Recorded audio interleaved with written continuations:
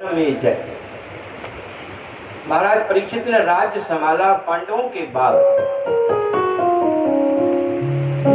एक दिन महाराज को विचार आया, आज मैं ऐसा मुकुट पहन के जाऊं जिस मुकुट को कभी पांडवों ने भी नहीं पहना था। जो मुकुट पांडवों के राज्य में रखा रहा, ये मुकुट कहां से आया? कहते हैं जरासंध राजा हुए हैं। सभी ने सुना है ना जरासंध। 20,800 राजाओं को कैद किया, बंदी बनाया और उन राजाओं के मुकुट में से मणि को निकाल करके एक सुंदर मुकुट बनाया। भीम ने जाकर के जरासंध को मार दिया। सहदेव ने उस मुकुट को लेकर के ये जरासंध के बेटा और पांडवों को दे दिया, लो महाराज इस मुकुट को ले जाओ। उस मुकुट को उन्होंने कभी नहीं पहना। आज महाराज परीक्षित ने उस मुकुट को पहना था। ये अनेक राजाओं के चुराया हुआ सोने का मुकुट था। किसी राजा की मणि निकाली, किसी की मुकुट से सोना निकाला, किसी से हीरा निकाला, किसी में से पन्ना निकाला, ऐसा मुकुट बनाया। आज महाराज उस मुकुट को पहन करके गए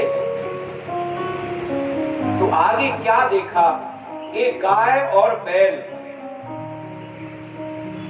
गाय के लिए कई दिन से ठीक से भूसा नहीं मिला है।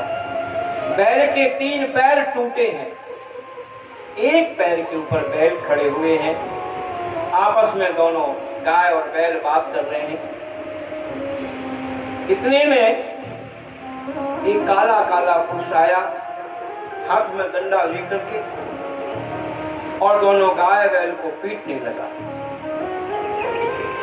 गाय और बैल पहले से ही दुर्बल है और पिटाई से और भी दुर्बल हो गए, बड़े परेशान।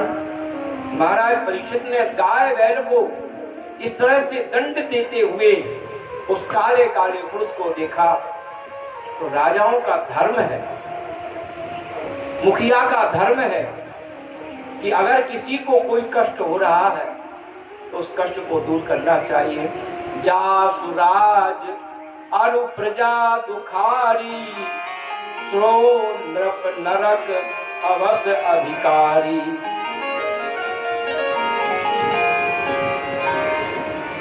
राजा राष्ट्रकृतम पापम। अगर राष्ट्र में पाप बढ़ेगा तो राजा को वो पाप का दोष लगेगा। भर्ता स्त्री कृतम पापम। स्त्री का कोई दोष है तो पति को गोविंदाय नमो नमः भाग लेना ही पड़ेगा। श्रीमती जी से कोई गलती हो गई तो श्रीमान जी को जरूर ही उसका फल भागीदार होना होगा। शिष्य पापम गुरुस्तथा। अगर शिष्य के अंदर कोई पाप है तो गुरु को भी उसका परिणाम मिलता है।